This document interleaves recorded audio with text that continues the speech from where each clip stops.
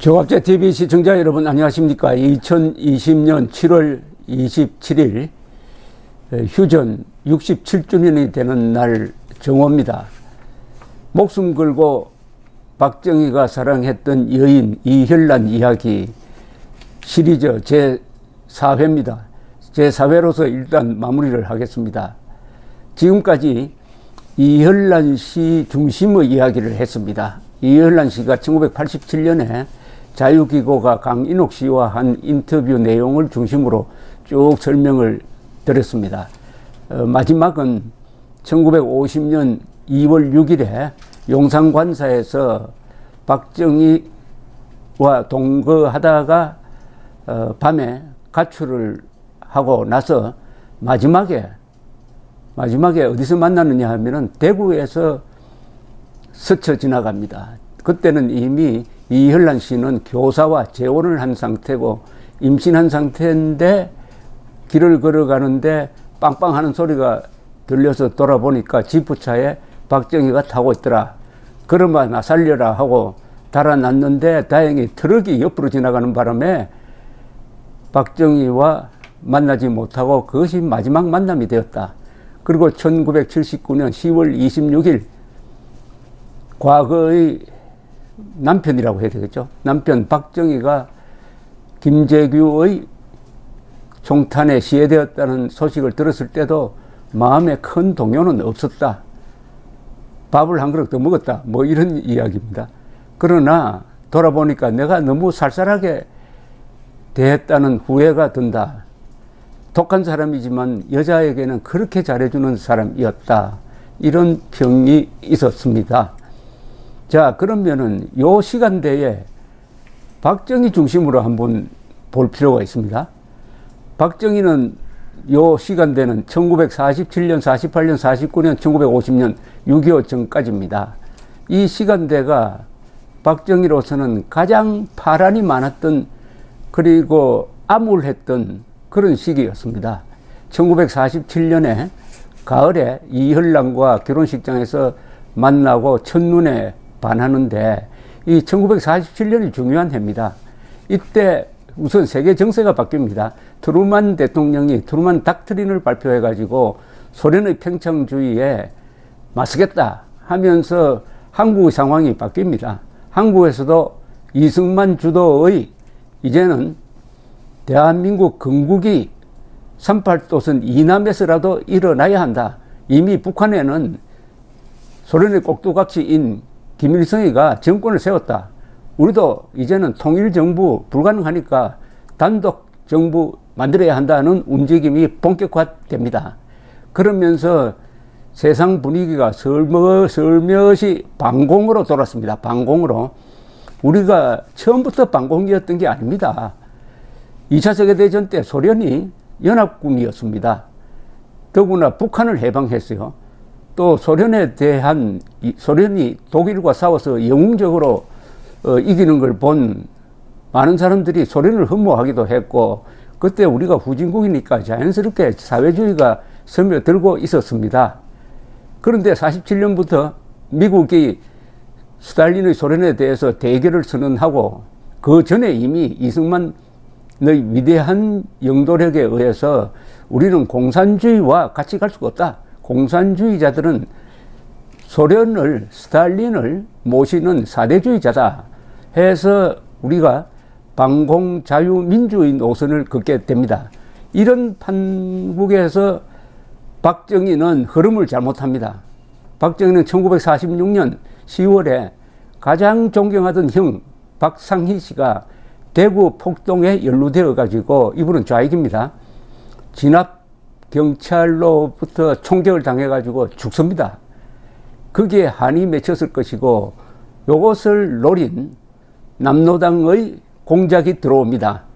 이 박상희 씨의 친구 중에 한 사람이 황태성이고 황태성 나중에 월북했다가 5.16 후에 난파됩니다. 그러다가 잡혀서 죽습니다만은. 그리고 이재복이라는 사람이 있었어요. 이재복은 남로당의 군사 책임자였습니다. 남로당의 군사 책임자 이재복이 박정희 장교에게 접근을 합니다. 이때부터 박정희는 남로당에 포섭이 됩니다. 그런데 박정희만 남로당에 포섭이 되는 게 아니에요. 박정희와 망군 생활을 같이 했던 선후배들이 상당수가 남로당에 포섭이 되옵니다. 대한민국 장교복을 입고 남로당 조직원이 된다 이 말이죠. 어떻게 이런 일이 있을 수 있었느냐. 지금 생각하면 이해가 안 되시겠지만은 당시는 대한민국 서기 전이고 미군정 시절입니다. 근데 미군은 좀 순진한 생각을 가지고 있어서요. 사상은 자유다 해가지고 공산주의에 대한 적대감이 별로 없었습니다. 그래서 군 내에서 남로당 조직이 확산되기 시작했습니다. 여기에 박정희와 관련된 인맥들이 많이 들어갔습니다. 특히 박정희가 좋아한 사람들이 예컨대 저 대표적인 인물이 최남근이라는 사람인데 이 망군 선배입니다. 이런 사람들을 비롯해 가지고 많이 남로당에 포섭되면서 군 내에 상당한 조직을 갖게 되었습니다. 남로당이. 그러다가 이게 폭발합니다. 즉 1948년 건국한 2달 뒤 대구 여수 순천 14연대 반란 사건이 일어납니다. 그걸 흔히 여순 반란 사건 또는 여순 14연대를 특정해 가지고 여순 14연대 반란 사건이 일어나는데, 이거는 여수 순천에 주둔하던 14연대가 제주도로 토벌 작전을 나가기 위해서 대기하고 있는데 남로당에 포섭된 지창수라는 이 하사관이 일으킨 반란이었습니다. 그래서 장교들을 사살하고 해서 완전히 반란군이 되어버립니다. 여수와 순천을 한때 장악해가지고 한 1000명 이상의 학살자를 만들어냅니다. 그리고 거기에 대한 진압작전이 이루어지는데 그 진압작전 사령관은 원용덕, 그리고 참모장은 백선엽 밑에 작전장교는 김점곤 씨가 데리고 간 보좌관 역할을 한 사람이 당시에 육사중대장이던 박정희였습니다. 박정희는 남로당이면서도 남로당이 반란 일으킨 것을 진압하는 위치에 있었습니다. 자, 이 여수 14연대 반란 사건을 계기로 해가지고 이승만 정부가 안 되겠다. 군 내에 침투한 이 남로당 세력을 일소해야 되겠다 해가지고 이른바 숙군이 이루어집니다. 숙군이라는 것은 군을 싹 정리한다는 뜻인데 숙청이죠.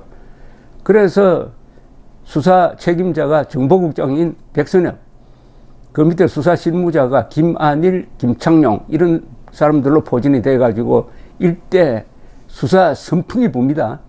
그때 수사는 아주 무서운 수사였습니다. 붙들려 가서 고문하고 정기 고문하고 그러는 과정에서 1948년 11월 11일 박정희가 연행된 겁니다. 그때 박정희는 이혈란과 용산관사에서 동거를 하고 있던 때였습니다. 자, 저가는 몇 차례 말씀드렸고, 붙들려 가서 어떻게 되느냐. 붙들려 가자마자 박정희는 수사에 협조합니다. 수사에 협조하는 이유 중에 하나가 이혈란이죠. 이혈란을 사랑하기 때문에 내가 잡혀갈 줄 알면서도 달아나지 않았다. 그런 메모까지 남기죠. 그래서 이혈란과 같이 결합하기 위해서 자백을 하는데 그 전에 이미 박정희의 마음에 큰 변화가 일어납니다. 왜냐? 이 망군 출신들 중에 아주 특이한 몇 사람이 있었어요. 방원철, 그리고 최창윤, 박임항 이런 망군 출신들이 다 박정희의 선후배 또는 동기입니다.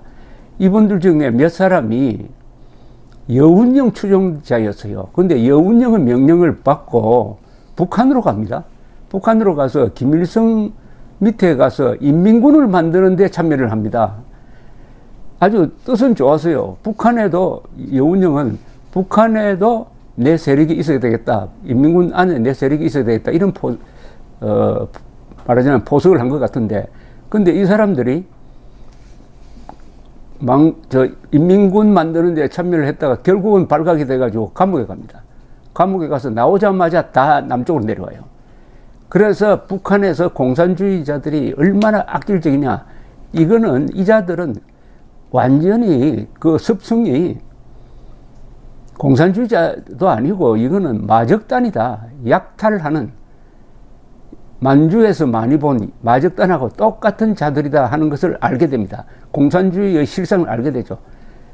서울로 탈출해서 오자마자 박정희를 찾아갑니다. 그 중에 몇 사람이 찾아가서 박정희를 보니까 딱 남로당에 포섭된 것임을 눈치채었어요.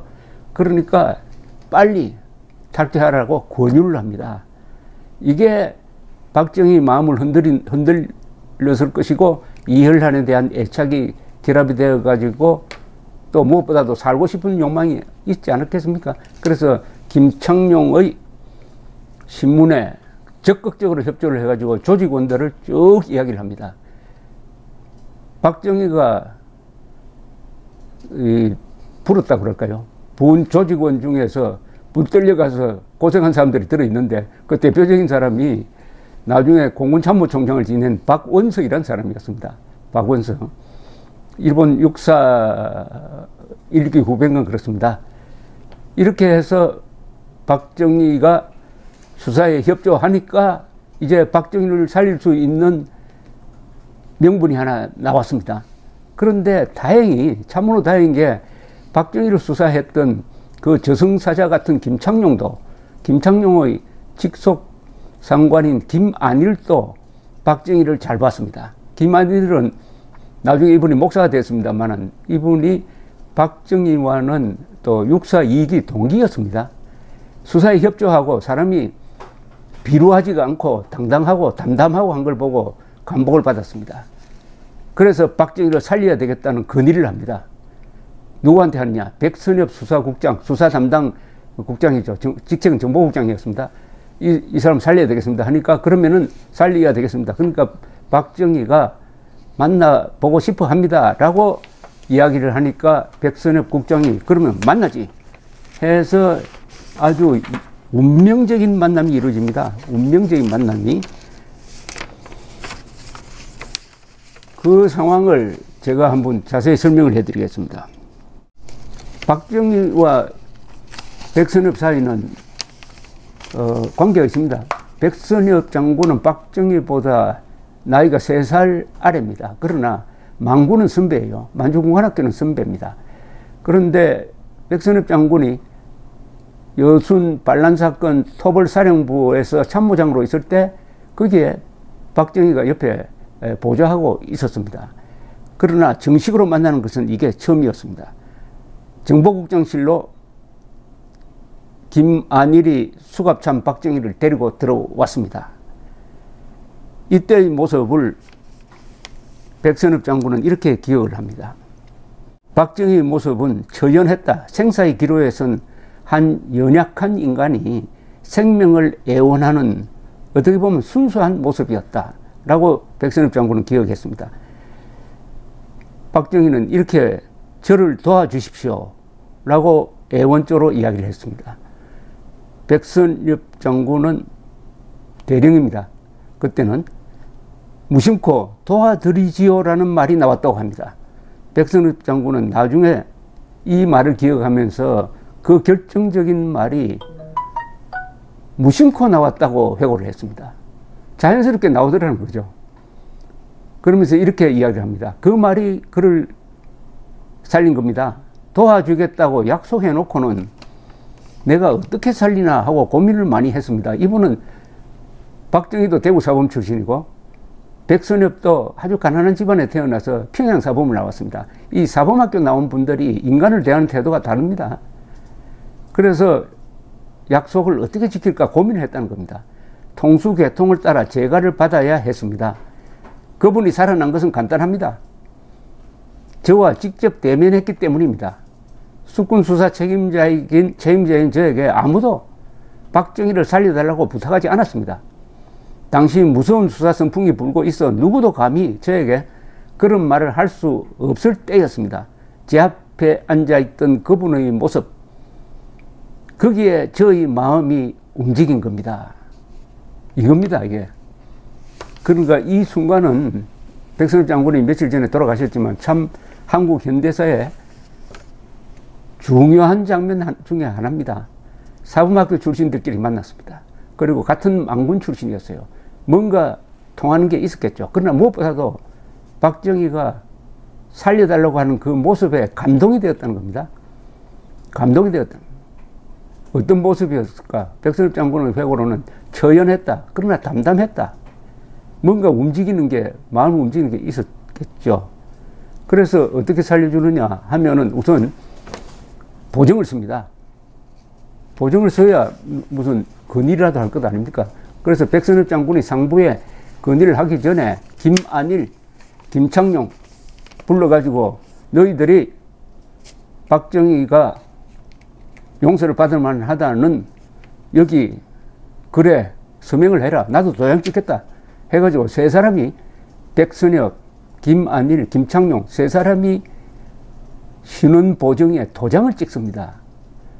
이것도 보통 있을 수 없는 거죠. 그때 누구를 살리고 죽이는 거는 마음대로인데 한 사람을 위해서 이렇게 지극히 정성을 들인, 살리기 위해서도 정성을 들인 경우입니다. 그래서 살아나는데 법적으로는 그러면 어떻게 처리되었느냐 한번 보겠습니다. 박정희는 백선엽 장군이 살려준다는 이 결심에 의해서 불구속, 그 다음부터는 풀려나와가지고 불구속 재판을 받습니다. 굉장히 특혜죠. 불구속 재판을 받는데 1949년 2월 8일 고등군법회의가 열립니다. 여기서 박정희에게 사형이 구형됩니다.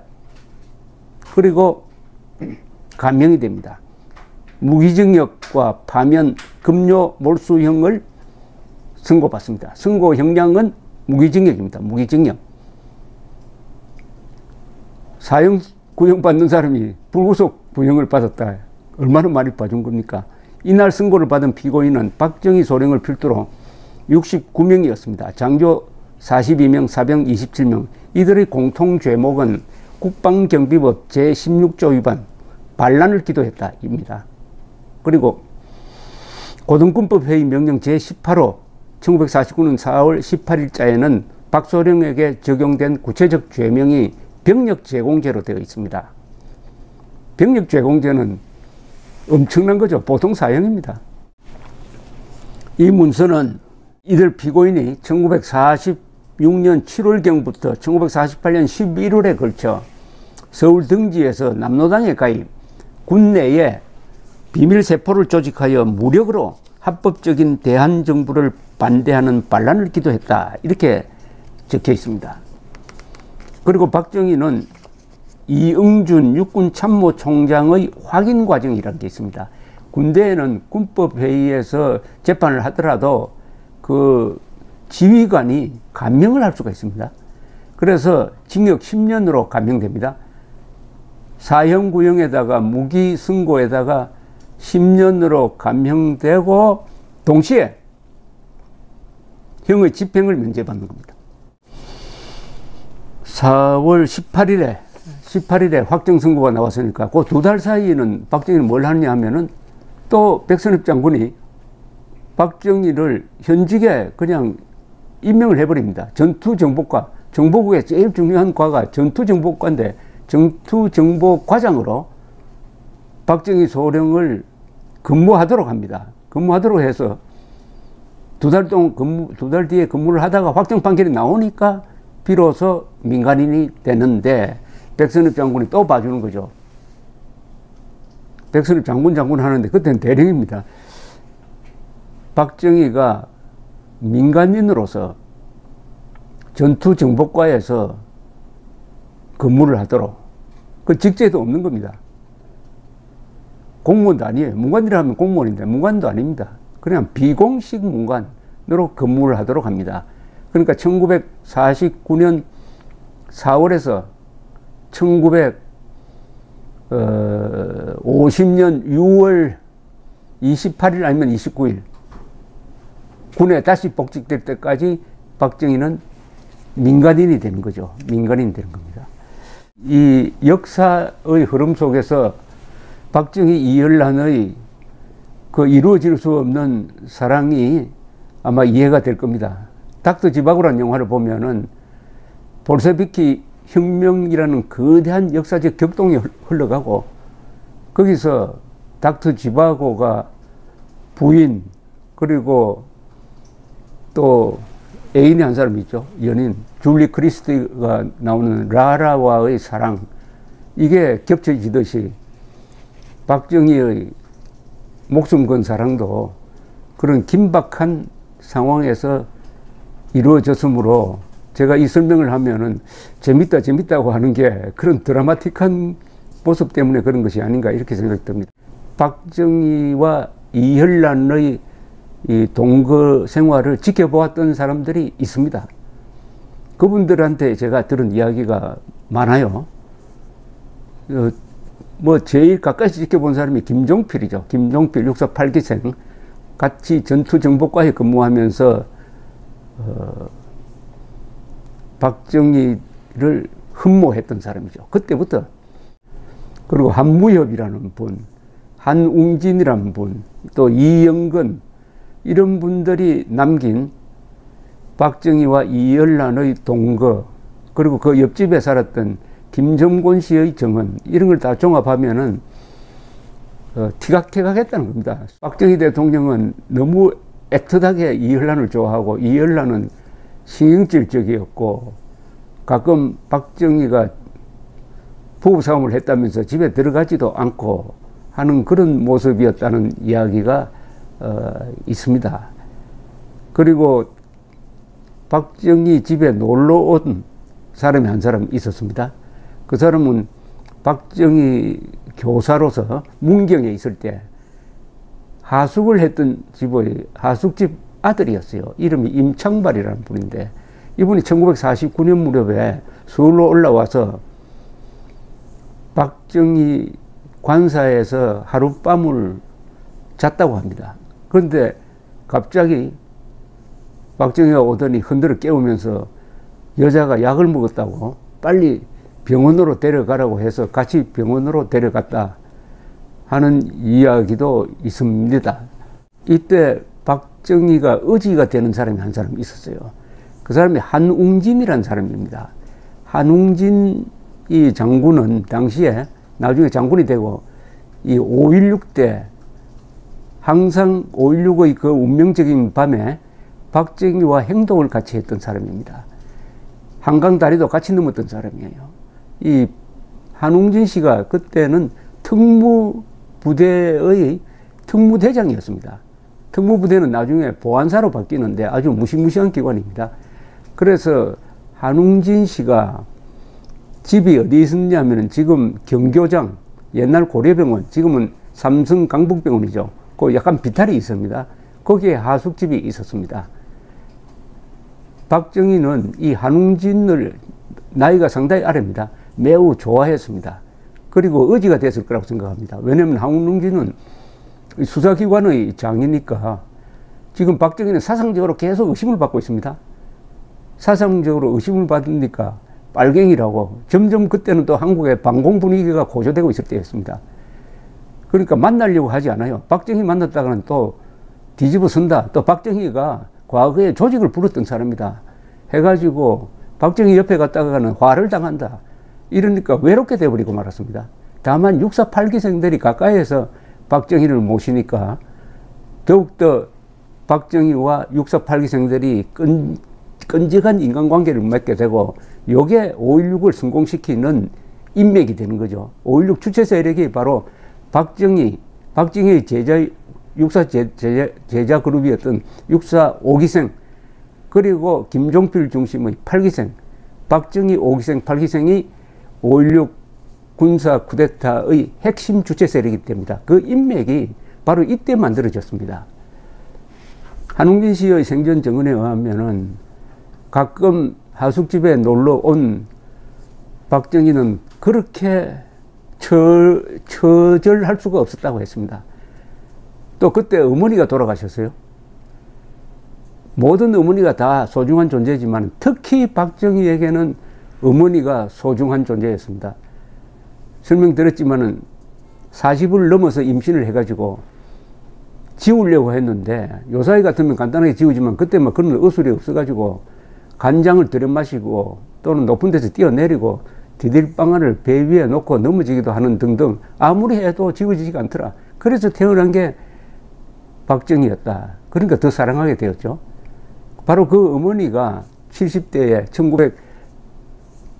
1949년 여름에 돌아가십니다. 이렇게 처절한 모습으로 찾아와서 흐느꼈다는 이야기를 많이 합니다. 한웅진 씨는 박정희가 흐느꼈다. 그리고 돌아갈 때 혼자서 걸어서 집으로 돌아가는 그 뒷모습이 아직도 잊을 수가 없다는 이야기를 했습니다. 박정희가 가장 비참했던 1949년의 이야기입니다. 이 모든 것을 깨끗하게 정리해 준 사람이 누굽니까? 바로 김일성이죠. 김일성입니다. 1950년 6.25 남침. 그때 박정희는 어디 있었느냐? 고향에 어머니 제사를 위해서 내려가 있었습니다. 박정희의 당시 일기를 한번 상기하는 일기를 소개해 드리겠습니다. 1950년 6월 25일 새벽 4시부터 북한군의 전면 남침이 있었습니다. 미리 이런 사태를 예견한 사람이 박정희, 김종필 같은 육군 정보국 사람들이었습니다. 특히 박정희를 중심으로 적정판단서라는 보고서를 만들면서 이미 6월에 남침이 있을 것이라고, 그리고 공격 방향까지 정확하게 예측을 해가지고 상부에 보고한 적이 있었습니다만은 상부에서는 그것을 묵살해버립니다. 그런데 드디어 기다리고 있었습니다. 정보국 사람들은 남침이 있을 것이다 하고 그날 새벽에 기다리고 있었어요. 그만큼 현장에서 들려오는, 전선에서 들려오는 정보는 심상치 않았습니다. 드디어 포격이 시작됐습니다.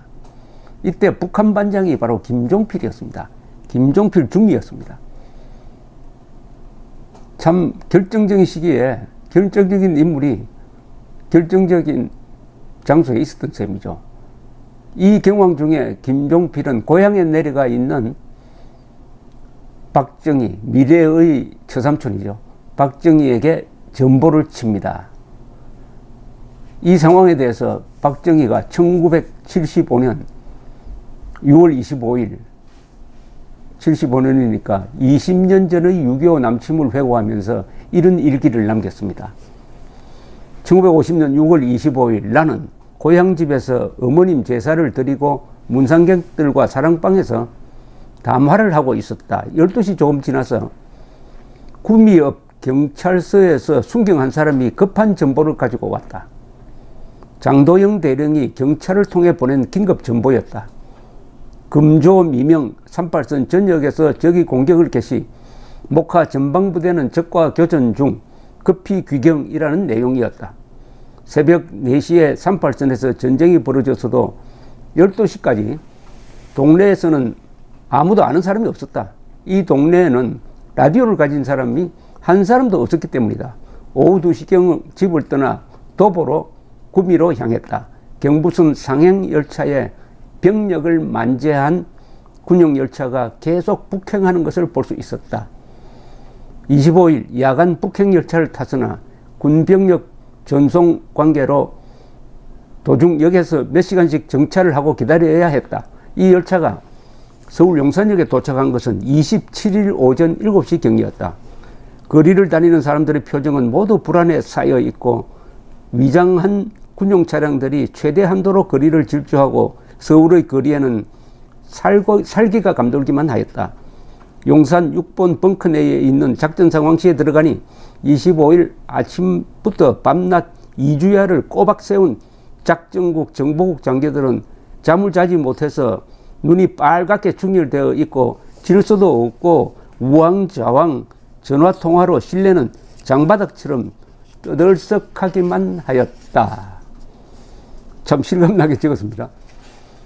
이렇게 해서 결국 육군본부가 철수를 하죠. 철수를 할 때 박정희는 그 아비규환 속에서 한강을 건넙니다. 한강을 건너서 먼저 내려간 정보국 사람들과 합류를 합니다. 그때 정보국장이 아주 운명적인 관계로 여러 번 얽히는 장도영 국장이었습니다. 5.16이 났을 때 육군참모총장이 장도영 씨입니다. 그러다가 나중에 박정희에 의해서 제거가 되죠.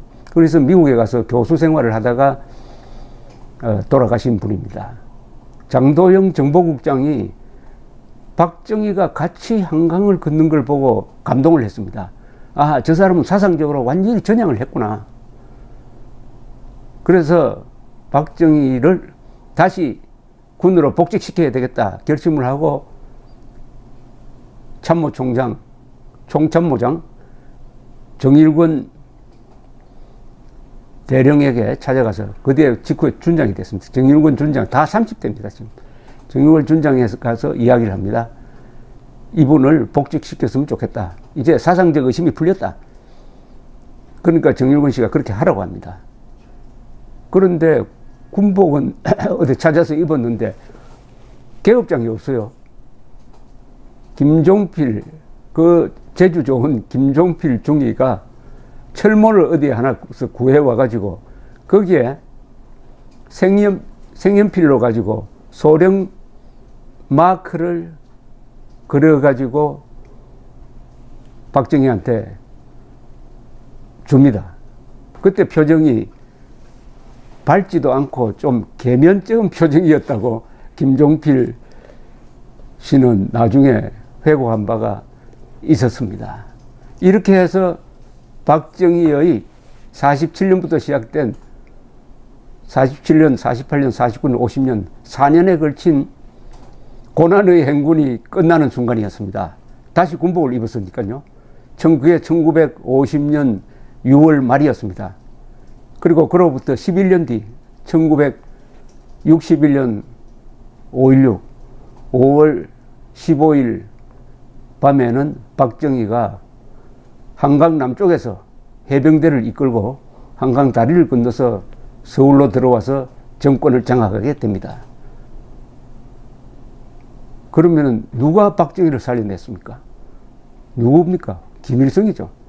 김일성의 남침이 박정희를 다시 군인으로 불러들이고 그 11년 뒤에 대통령이 되도록 만들었습니다.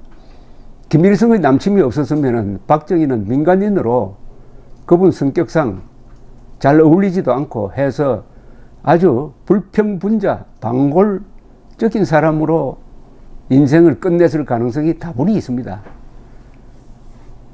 김일성이가 모택동 스탈린의 도움을 받아가지고 민족 반역의 남침 전쟁을 일으킨 덕분이지 때문인지 이 말이 좀 조심스러운데 대한민국이 살았습니다. 그때 김일성이가 그런 식으로 노골적인 남침을 하지 않고 월남식으로 게릴라전으로 슬금슬금 적화 공작을 진행했다면 1950년대 말에는 월남식으로 적화됐을 가능성이 많습니다. 살린 사람은 박정희만 살린 게 아닙니다. 이승만도 살렸습니다. 이승만 대통령도 그때 코로나로 몰려 있었습니다. 이승만 대통령은 알았습니다. 남침이 있을 것이라고. 그래서 미국에 군사 원조를 요청했으나 미국이 다 거절하고 말았습니다. 또 미국 입장에서는 한국은 지킬 필요도 없다고 생각했습니다. 그런데 김일성이가 착각한 게 공격을 하더라도 좀 조심해서 해야지 전면 남침을 하니까 트루만 대통령이 성깔이 났습니다. 딘 애치슨 국무장관으로부터 보고를 받고 그 산오브 비치, 그 개자식들을 반드시 막아야 한다라고 화를 내면서 전화를 끊었습니다. 여기서 한국의 운명이 달라지죠. 미국이 파병을 결정하고 유엔군이 편성이 됩니다. 이렇게 해서 김일성은 자기 무덤을 판 거죠. 김일성의 남침이 이승만을 살리고 한미동맹을 만들게 하고 박정희를 대통령으로 만들어서 결국 김일성과 박정희의 대결에서 박정희가 경제적으로는 이겼습니다. 그러나 김일성의 이념 공세에 넘어가서 오늘날 2020년 7월 27일 휴전 67주년을 맞는 오늘은 대한민국의 지도층 안으로 김일성의 이념 공세에 넘어간 사람들이 많이 포진해가지고 앞으로 남북한 대결에서 대한민국이 이길 것이냐 하는 확신이 흔들리고 있는 상황입니다. 대충 박정희가 목숨 걸고 사랑한 이혈란 이야기는 여기서 정리를 하겠습니다. 이렇게 하다가 보니까 유경수 여사도 좀 다뤄야 하지 않을까 하는 생각이 듭니다. 세 여인, 박정희의 세 여인이죠. 김호남, 이혈란, 유경수. 유경수 부분에 대해서는 조금 며칠 있다가 다시 한번 정리를 해볼 생각도 갖고 있습니다. 그동안 많은 경청 감사합니다.